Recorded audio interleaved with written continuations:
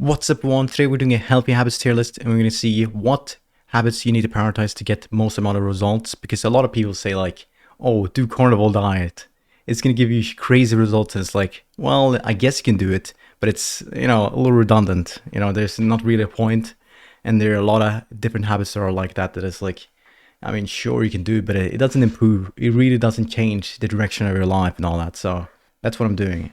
These are all the habits I found, basically just a tier list of healthy habits, and I'm just gonna do a tier list of it.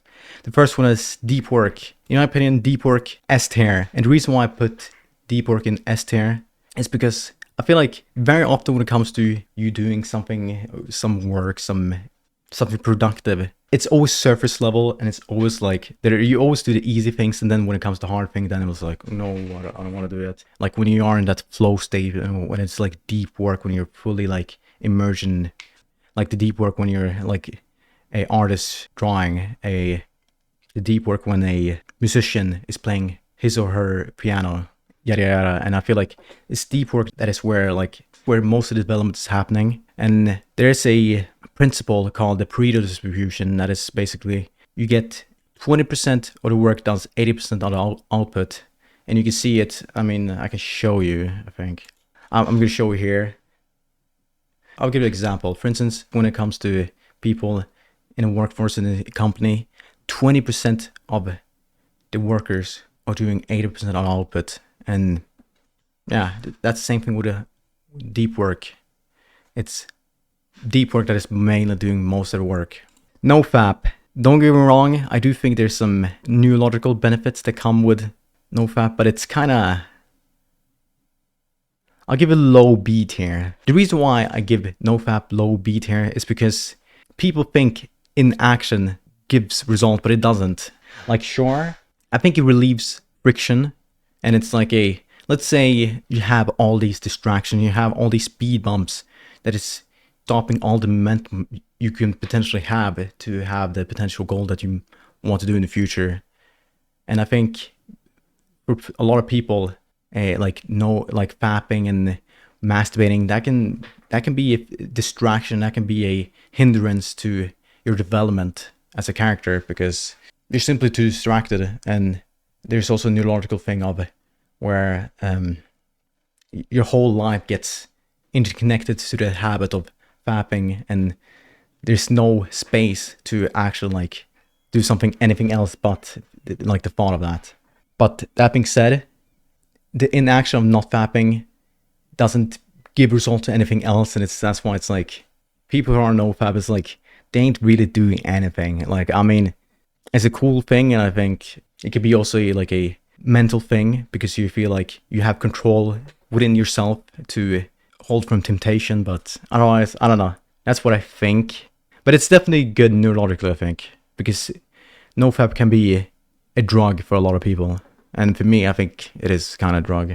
No alcohol or drugs. I'll give it an A tier, because for a lot of people who are in the party scene, who likes to party, who likes to drink, the people, they always talk about hangovers, they always talk about some fucked up shit, some drama shit happening, and it's like, it's so much distraction, so much hindrance to your development as a character, because it's so much time that is sucked up to the hobby of perhaps going partying. Think about it, like you're fixing yourself up, you're warming up, you're pumping up to go to the party, and that is like 3 hours before, and then you're in the party, you want to be there for a little while, like 3 hours at least, maybe 5-6 hours. Oh, that'll be fucking fun, let's hang out, let's have fun. And then the people we meet there, I feel like it's like you ain't meeting the type of people who wants to like drastically change. I don't think that's the type of people you will meet. The people you will meet there would be people who are like a little careless, want to have fun, just hang out. And I mean, if that's you, do you, bro. Nothing wrong. But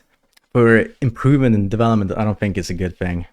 And also, as I said before about hangovers, I feel like for people who party, there's always a speed bump on the next day, because your mind is still affected, your body and mind is still affected from the effects of consuming the drug or alcohol that you have, and it's going to hinder your productivity later on the next day. And that is like an action just from one day. You slow yourself down for like 2-3 days, and it's like, when you lost the momentum, it's like it's so hard to go back in there. And yeah, that's why I put no alcohol and drugs at S tier, and that's because even though it's like a inaction of a thing, those things are such speed bumps in my opinion.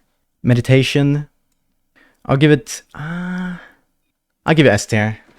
The reason why I give meditation S tier is because, dude, like this modern day and age is so incredibly distractible. Like, dude, the amount of things I've done to try to evade consumption of my phone is ridiculous, bro. Turning off all noties, like literally, I don't know, I can't bother showing you, but I've turned off literally almost all noties. And when I go to bed, I have literally I turn on airplane mode because, dude, these shits are so fucking distracting. And I'm not gonna lie, I still consume shitloads of my phone, like especially sometimes at night. You know, I do a bit of doom scrolling. I'm like, yeah, this shit is cooked. Oh god, this shit is cooked. And that's why having that moment where you're harnessing your mind to focus on one thing and turning off your mind from all the distraction that may come in life, it's so important. And you know, for instance, moments where you need to focus, you've gotten all the not tolerance, but like all the work done from focusing from meditation. So when you need to focus a little more, you know, you can do it because you've meditated before and so on and so forth.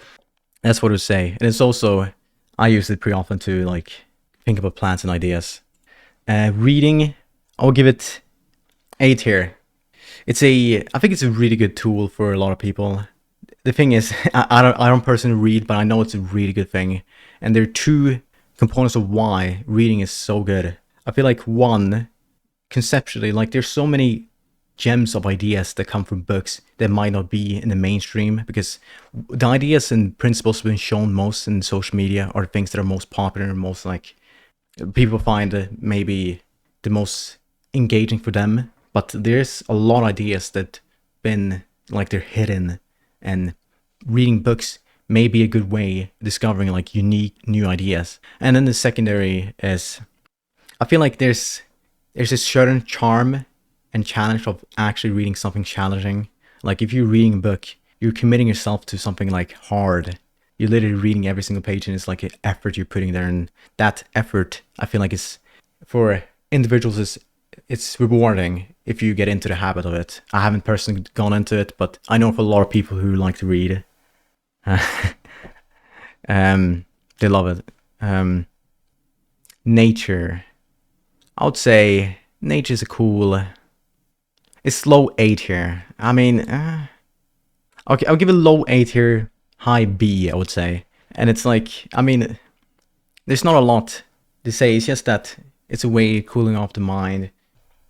You're seeing what is outside. You're taking in fresh air. You're cooling down your mind. Like, for a lot of people, that may be their form of meditation. And it could be a good habit. I mean, I don't know. I don't think there's a lot to say. Probably a good thing. Visualization, S tier. I think people overrate how important it is to visualize and have vision for your future. When I ask people very often, when I ask, what is your vision? What is the plan? What is the next move? There's always an answer. Perhaps, maybe because they aren't confident enough and they're like low, unsure what response I would give to hearing that. But I don't know. I just find it such a demoralizing thing when they say, no, I don't got anything. I just want to, chill, go with the flow. And it's like, damn, like nothing? Really?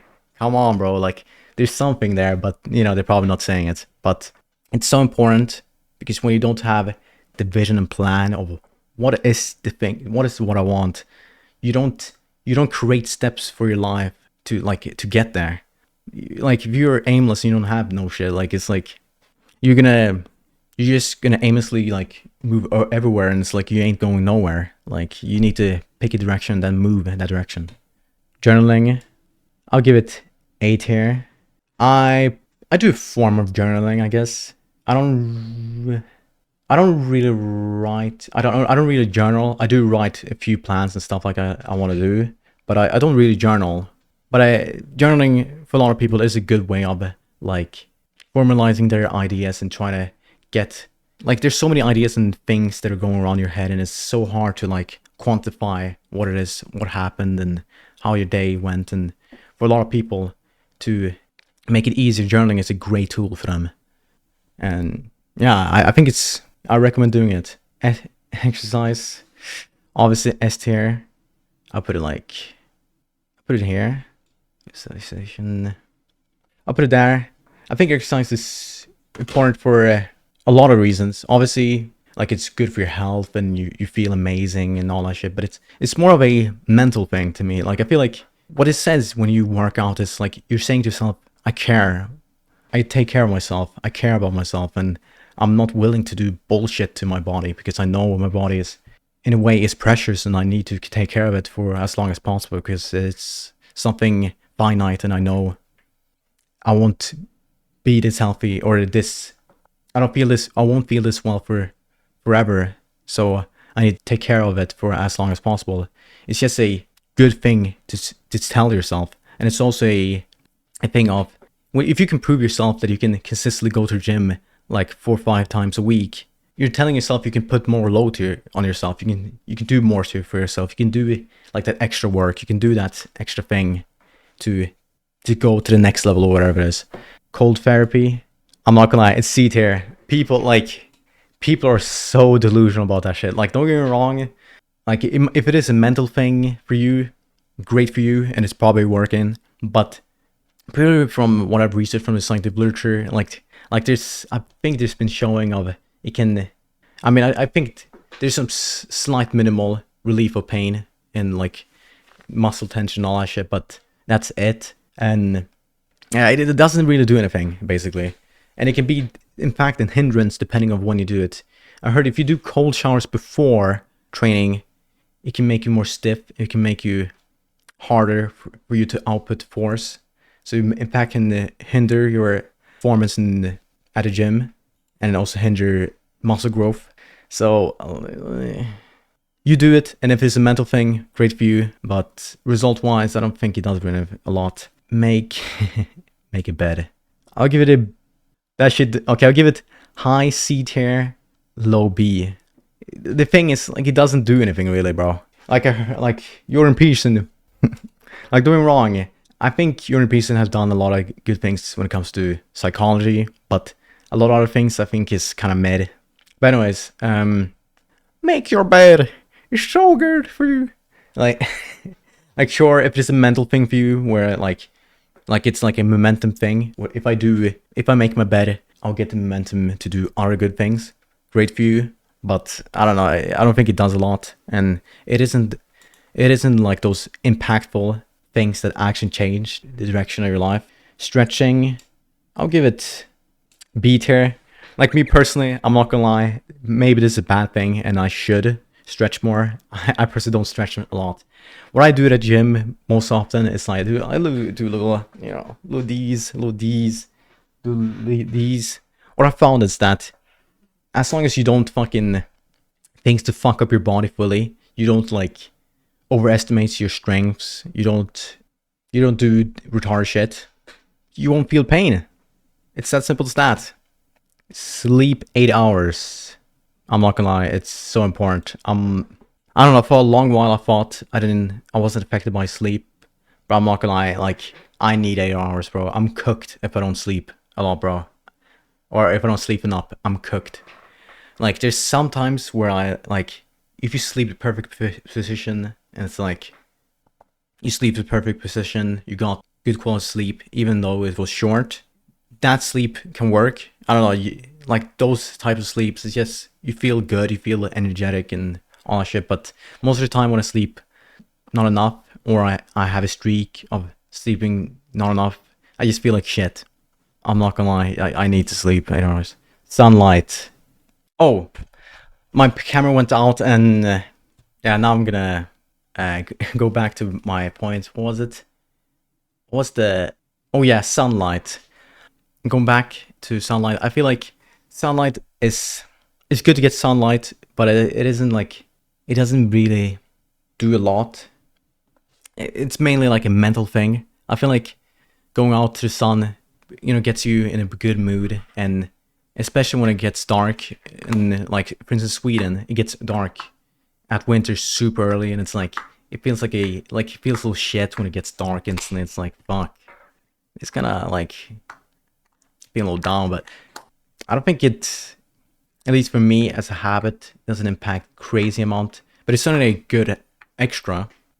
And I would say, depending on how, if you like sunbathing, you're kind of cooked, bro. It's like you're kind of dumb. You just bring yourself cancer and shit like that. So I don't know. It's kind of dumb. But anyways, healthy food, easy one. S tier. Reason why I put healthy food S tier is your body's a temple, and you should really take care of it, and you should try to keep it in as good as condition for as long as possible. And food is a fuel where, depending on what you consume, can have, you know, a lot of bad impacts on it. For instance, there's a saying that goes, "You are what you eat," and when you eat shit food, you're gonna feel shit, and if you eat good food, you're gonna feel good. And it's like, it's pretty simple. It, like, obviously having the discipline to eat the correct things all the time can be harder, but like, as long as you have simple meals, it's not the hardest thing to eat healthy, but the results are really good.